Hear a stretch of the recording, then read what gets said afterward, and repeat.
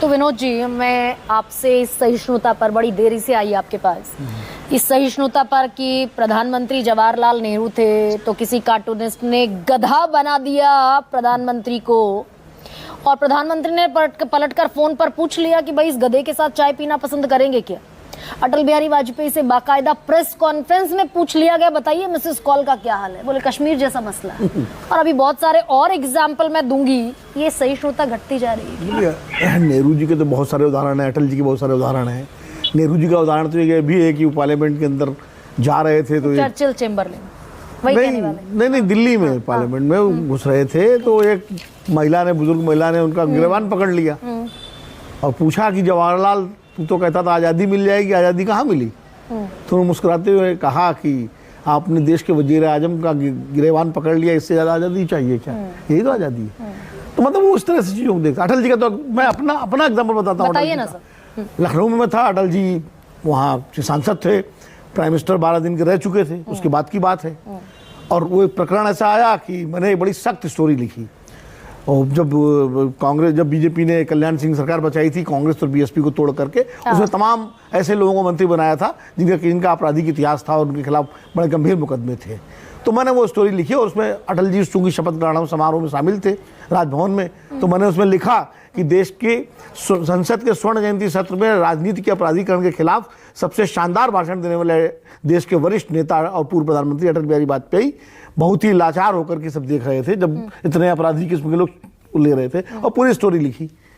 उसके 8-10-12 दिन बाद मैं अटल जी से मिलने गया, वो लखनऊ आए हुए थे। हाँ, एक दो लोग ने, दोपहर का समय था तो मैं गया तो अटल जी बैठे हुए थे, मैंने उनको प्रणाम किया, जो आसन बैठ गए।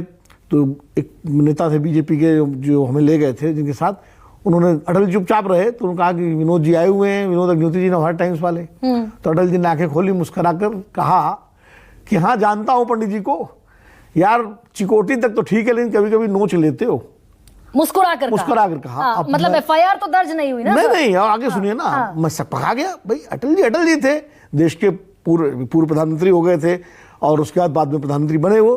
तो मैं सकपका गया, हमने कहा देखिए, मैं समझ गया वो इशारा किस तरफ है, तो मैं थोड़ा अपना सफाई देने लगा बुजुर्ग।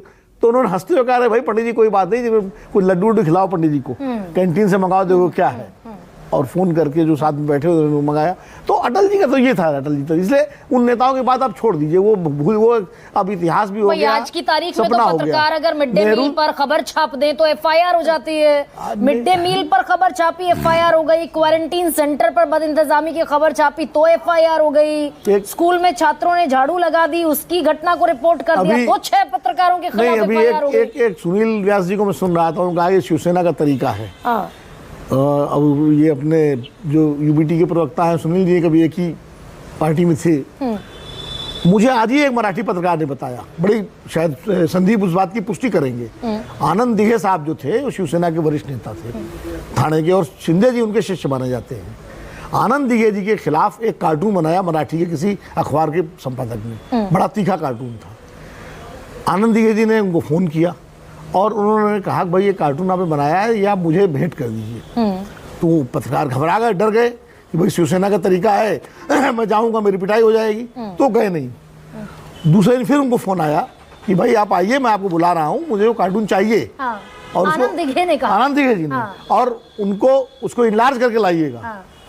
वो गए डरते डराते हुए और उन्होंने उनको चाय पिलाई, वो कार्टून लिया, उस कार्टून में दस्तखत किया, उस कार्टून को कहा यहाँ लगा दो।